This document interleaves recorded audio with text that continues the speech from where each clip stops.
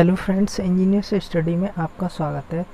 तो फ्रेंड्स, आज मैं फिर से एक बार एक नई सीरीज़ लेकर के आया हूँ जिसमें 39 क्वेश्चन है, ठीक है, जो कि वन लाइनर क्वेश्चन है। तो चलिए स्टार्ट करते हैं। स्टार्ट करने से पहले जिन स्टूडेंट्स ने हमारा चैनल अभी तक सब्सक्राइब नहीं किया है वो सब्सक्राइब करके बेल बटन को प्रेस कर लें, जिससे कि मैं कोई भी वीडियो अपलोड करूँ तो उसका नोटिफिकेशन आपको सबसे पहले मिल सके। तो चलिए स्टार्ट करते हैं कि क्वांटिटी सीरीज सर्किट में समान रहता है, ठीक है। क्वांटिटी सीरीज सर्किट में समान रहता है, तो क्या समान रहता है, यहाँ पर आएगा करंट, ठीक है। क्या समान रहता है, करंट। तो इसको नोट डाउन कर लीजिएगा क्योंकि काफ़ी सारे क्वेश्चंस हैं। इसमें से आपके यूपी पीसीएल या यूपी आरबीएनएल या फिर अदर स्टेट के जितने भी टेक्नीशियन के एग्ज़ाम्स होते हैं उसमें इसमें से 2 से 3 क्वेश्चन या 4 क्वेश्चन आने की पूर्ण रूप से संभावना है। तो फिर इसमें चलते हैं। विशिष्ट प्रतिरोध को मापा जाता है, तो विशिष्ट प्रतिरोध को किस में मापा जाता है, ओम मीटर में, ठीक है। विशिष्ट प्रतिरोध को किस में मापा जाता है, ओम मीटर में। वह पदार्थ जिसका सबसे कम विशिष्ट प्रतिरोध होता है, तो वह पदार्थ जिसका विशिष्ट प्रतिरोध कम होता है, तो सबसे कम होता है सिल्वर का, क्योंकि इसकी जो कंडक्टिविटी होती है वो ठीक ठाक होती है, अच्छी होती है, इसलिए इसका जो प्रतिरोध है, विशिष्ट प्रतिरोध है, वो कम होता है। एक्टिव सर्किट एलिमेंट कौन से होते हैं, एक्टिव सर्किट एलिमेंट हमारा जो है वोल्टेज सोर्स, ठीक है, वोल्टेज सोर्स और करंट सोर्स, ठीक है। फिलामेंट लैंप कार्य करता है। जो फिलामेंट लैंप होता है वो किसके ऊपर कार्य करता है, तो वो हीटिंग इफेक्ट के ऊपर कार्य करता है, हीटिंग इफेक्ट के ऊपर कार्य करता है। एक आदर्श करंट सोर्स का होता है, एक आदर्श करंट सोर्स का होता है इनफाइनाइट इंटरनल रेजिस्टेंस। एक आदर्श करंट सोर्स का होता है, ठीक है, इनफाइनाइट इंटरनल रेजिस्टेंस होता है। तो 1 किलोवाट आवर होता है 860, ठीक है, किलो कैलोरी। जब किसी कंडक्टर को चार्ज किया जाता है, ठीक है, जब किसी कंडक्टर को चार्ज किया जाता है तो यह पूरे सरफेस पर एक समान रूप से वितरित हो जाता है। जब किसी कंडक्टर को चार्ज किया जाता है तो जो चार्ज होता है ना, वो पूरी तरह से समान रूप से ठीक है, वितरित हो जाता है, समान रूप से वितरित हो जाता है। कैपेसिटर में इंटरनल हीटिंग होती है, ठीक है, तो ऑब्वियस सी बात है कि इंटरनल हीटिंग जो होती है वो एक्सी, मतलब कैपेसिटिव, ठीक है, कैपेसिटिव रिएक्टेंस की वजह से इंटरनल हीटिंग होती है। किसी चार्ज बॉडी के समीप रखे अनचार्ज बॉडी का चार्ज हो जाना क्या कहलाता है, तो किसी भी, जैसे मेरी एक बॉडी ये रखी हुई है, ठीक है, एक बॉडी ये रखी हुई है और दूसरी बॉडी ये रखी हुई है, ये चार्ज है, ये अनचार्ज है, तो इसकी वजह से ये चार्ज हो जाएगी, तो इसको बोलेंगे कि इंडक्टेंस की वजह से ये चार्ज हुई है, तो इसको बोलते हैं इंडक्टेंस फिनोमेना, ठीक है, इंडक्टेंस फिनोमेना, ठीक है, इंडक्टेंस की वजह से ये जो है चार्ज हुई है। उसके बाद में 200 वोल्ट तथा 100 वोल्ट के लैंप का प्रतिरोध होगा, तो R = में V²/P होता है। तो V² कितना हो गया हमारा, V² हो गया हमारा 200 का स्क्वायर अपॉन में कितना हो जाएगा तुम्हारा 100। तो ये कितना हो जाएगा, टोटल करंट हो जाएगा हमारा, मतलब टोटल रेजिस्टेंस हो जाएगा, सॉरी, 400 ओम। शुद्ध धातुओं का प्रतिरोध ताप बढ़ने पर बढ़ता है, ये राइट है, ठीक है, ये सत्य बात है कि शुद्ध धातुओं का प्रतिरोध ताप बढ़ने पर बढ़ता है। वैद्युत संपर्कों पर धारा के उत्तम प्रवाह हेतु प्रयुक्त हीटिंग का पदार्थ है, ठीक है। तो इसमें क्या होता है, वैद्युत संपर्कों पर, मतलब जैसे वैद्युत संपर्कों पर धारा के उत्तम, मतलब जैसे ये संपर्क है, जैसे ये हमारा होता है, ये एक मतलब ये एक कांटेक्ट है, ये एक कांटेक्ट है, जब एक दूसरे से ये जब मिलेंगे तो इसमें होकर के जब करंट फ्लो करेगा, जैसे हमारा सर्किट ब्रेकर होता है ना, सर्किट ब्रेकर के जो कॉन्टैक्ट्स होते हैं उसमें यूज करते हैं, तो ये होता है हमारा सिल्वर की कोटिंग करते हैं, इसमें सिल्वर की कोटिंग करते हैं, ठीक है। और परावर्तकों पर, जो परावर्तक होते हैं, जो रिफ्लेक्टर्स होते हैं, ठीक है, परावर्तकों पर प्रयुक्त कोटिंग का पदार्थ होता है उसे बोलते हैं रेडियम। ठीक है, रेडियम यूज करते हैं इस पर।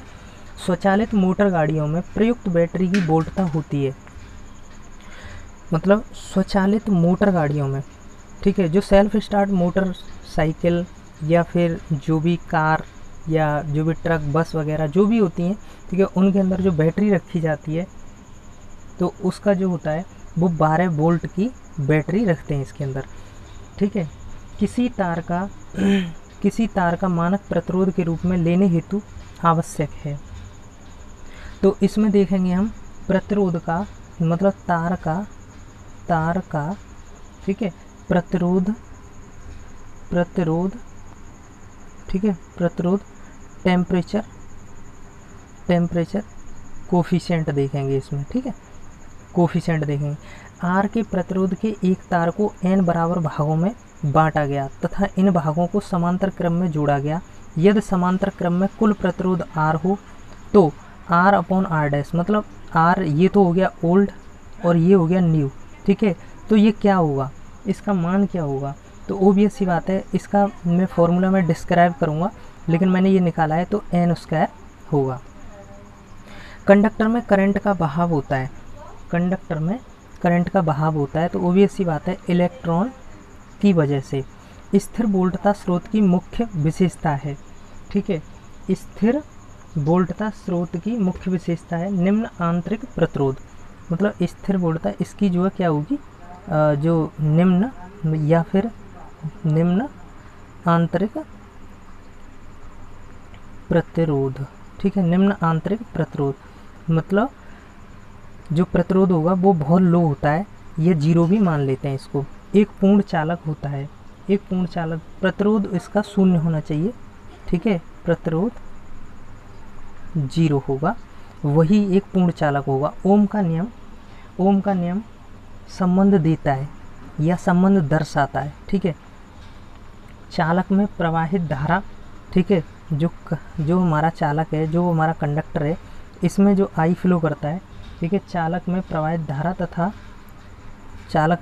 धारा तथा विभवांतर में, ठीक है, विभवांतर में, ठीक है, ये जो हमें दर्शाता है कि ओम का नियम ये होता है। ठीक है, उसके बाद में 3 समान प्रतिरोध, ये है 3 समान प्रतिरोध श्रेणी समांतर अथवा मिश्रित क्रम में संयोजित किए जाते हैं। ठीक है, तो ये जो कितने प्रकार से हम कर सकते हैं, तो ये कर सकते हैं हम 4 प्रकार से। वेरी वेरी इम्पोर्टेंट क्वेश्चन है ये सारे। ठीक है, और आगे चलते हैं। 1 वाट के 470 ओम प्रतिरोध में धारा का मान होगा। ठीक है, 1 वाट शक्ति के 470 ओम प्रतिरोध में धारा का मान होगा। ठीक है, तो P में VI होता है, इस वाले फॉर्मूले से हम इसको निकाल सकते हैं, तो इसका आ जाएगा 20 मिली एम्पियर। ठीक है, इसको निकाल लीजिएगा क्योंकि मैंने ऑलरेडी एक सीरीज में पहले बता रखा है। ठीक है, प्रतिरोध R के एक तार को उस समय तक खींचा गया जब तक कि इसकी त्रिज्या आधी न रह गई। ठीक है, खींचे हुए तार का प्रतिरोध होगा, तो ये क्या हो जाएगा 8R1। ठीक है, जो पहले वाला जो रेजिस्टेंस है उसका 8 गुना। ठीक है, उसके बाद में सभी अच्छे चालक रखते हैं। ठीक है, सभी जितने भी अच्छे चालक होते हैं वो क्या रखते हैं, उच्च चालकता। क्या रखते हैं, उच्च चालकता। स्थिर सप्लाई वोल्टेज पर एक चालक में बहने वाली धारा घटती है। ठीक है, स्थिर सप्लाई वोल्टेज पर एक चालक में बहने वाली धारा घटती है। चालक की लेंथ, ठीक है, लेंथ, ठीक है, बढ़ने पर। ठीक है, यदि किसी, नेक्स्ट क्वेश्चन है हमारा 27, यदि किसी सर्किट में वोल्टेज आधा कर दिया जाए एवं प्रतिरोध को दुगना कर दिया जाए, ठीक है, तो धारा पहले की तुलना में 1/4 हो जाएगी। ठीक है, धारा कितनी हो जाएगी, 1/4 होगी। ठीक है, आगे चलते हैं 28।